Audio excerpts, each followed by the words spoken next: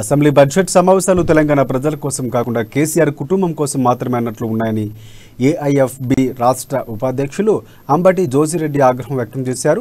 8.5 సంవత్సరాలు గడిచిన తెలంగాణలో ప్రధానంగా నెలకొన్న సమస్యలపై బడ్జెట్ సమావేశాలు జరగట్లేదని తెలిపారు. రాష్ట్రంలో కరెంటు కోతలపై చాలా చోట్ల డబుల్ బెడ్రూమ్లు పూర్తి చేసి కూడా ఎవరికీ కేటాయించలేని పరిస్థితి నెలకొందని పేర్కొన్నారు. హైదరాబాద్లో జరగనున్న All India Forward Bloc party జాతీయ మహాసభలు విజయవంతం చేయాలని అంబటి జోజిరెడ్డి పిలుపునిచ్చారు.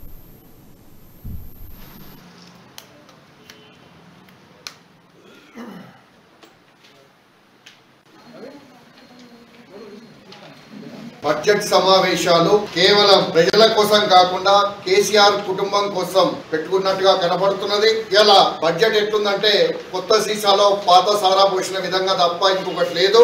కరెంటు కోతల గురించి మాట్లాడట్లే, 24 గంటలు ఇస్తున్నాం అని డబ్బాలు కొట్టుకోవడం తప్ప ఎక్కడ కూడా కరెంటు సక్రమంగా లేని పరిస్థితి. రైతుల పొలాలు ఎండిపోయే పరిస్థితిలో ఉంటే కూడా దాంట్లో చర్చ అనేది ఎక్కడ కూడా లేని పరిస్థితుల్లో మనకు కనబడుతున్నది. అదే విధంగా డబుల్ బెడ్రూమ్ లో ఇలా కట్టి కూడా ఎవరికి అందించలేని పరిస్థితి. దాని గురించి కూడా ఎక్కడ చర్చ లేదు. ఇప్పుడు 3 లక్షల రూపాయలు ఇస్తామంటున్నాడు. ఆ 3 లక్షల రూపాయలు ఏదైతే ఉందో అది ఆయన కట్టుకోగలుగుతాడా డబుల్ బెడ్రూమ్ అని చెప్పేసి ఆల్ ఇండియా ఫార్వర్డ్ పక్షాన